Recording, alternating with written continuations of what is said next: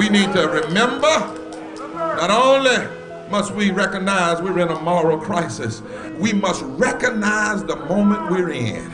Because for us, the right to vote is not just a constitutional matter, but a right born out of struggle and out of sacrifice and a gift from the God of justice. The God who said 2,600 years ago through his prophet to every nation, you must do justice and love mercy and walk humbly before your God. The same God that said 2,000 years ago, it said his son to say that the least of these must be at the center of public policy.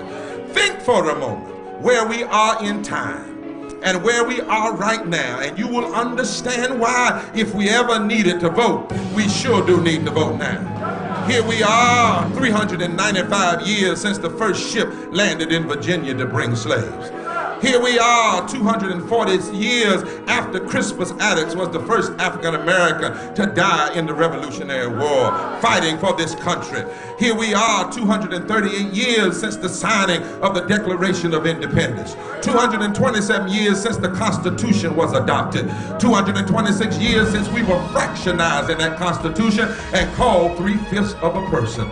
Here we are, 185 years since Mexico outlawed slavery, and 178 years since Texas revolted because they wanted to keep their slaves. 165 years since Harriet Tubman escaped slavery. 162 years since Frederick Douglass delivered his 4th of July speech, in which he said that America's 4th of July celebration were fraud, bombast, hypocrisy, until America did right by the sons and daughters of slaves.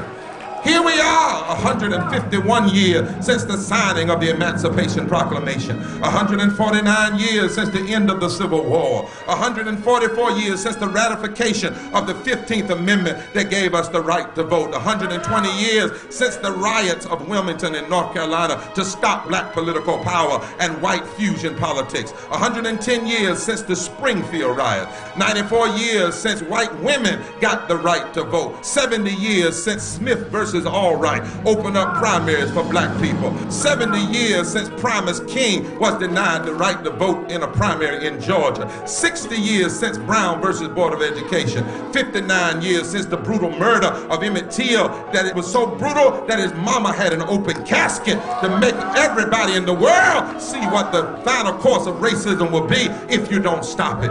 54 years since the sit-ins in Greensboro organized by A&T and Bennett Bell, 48 years since Barber Jordan was the first African American to sit in the Texas Senate, 50 years since Fannie Lou Hamer said there comes a time when you get sick and tired of being sick and tired. 50 years since Dr. King said to the AFL-CIO that the only voting bloc that could transform America would be for blacks and labor and poor whites and Latinos to learn how to work together and how to vote together.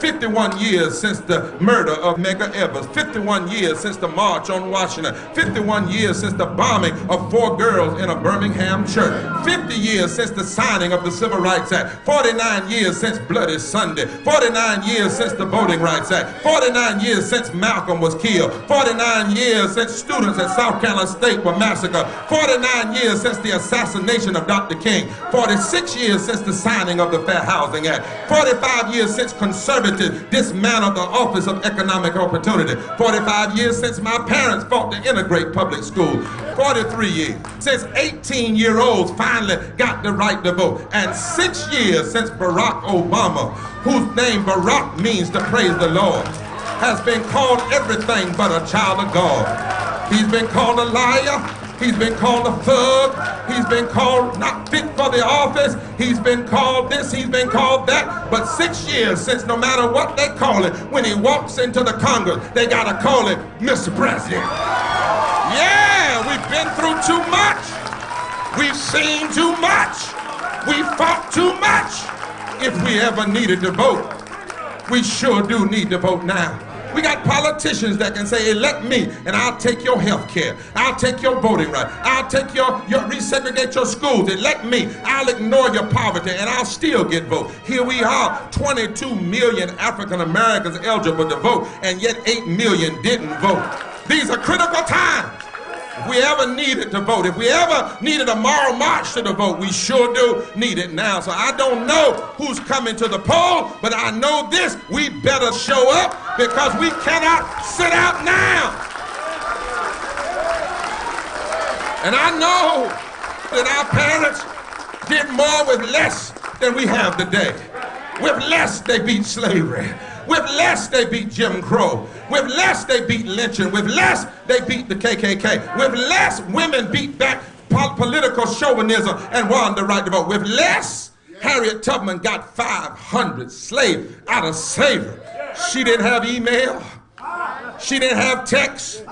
She didn't have Facebook. She didn't know what Twitter was. She didn't have a car, but she had faith in God. She had a .38 pistol on her side, where she would tell folk, you're going to be free now or free in heaven, but you ain't going back. She had moss on the north side of the tree. She had a North Star in the middle of the night, and she had a made-up mind. She did more with less. We must do more with more. So from now until Tuesday, I'm talking to folk all over North Carolina. From now until Tuesday, email everybody you know and tell them to show up. Because if we ever needed to vote, we sure do need to vote now. And I don't care how long they make you wait in the line, because that's part of the scheme too, to make the lines long. You get in that line and say, they that wait upon the Lord shall renew their strength. Text everybody you know. MySpace everybody you know. Take some of those friends off of Facebook you don't need. Put some friends up there that'll go vote and tell them to show up.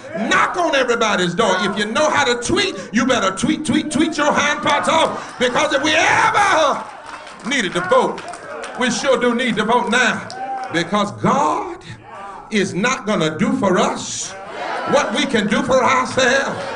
But we know this from our history, that when we do what we're supposed to do, God will show up.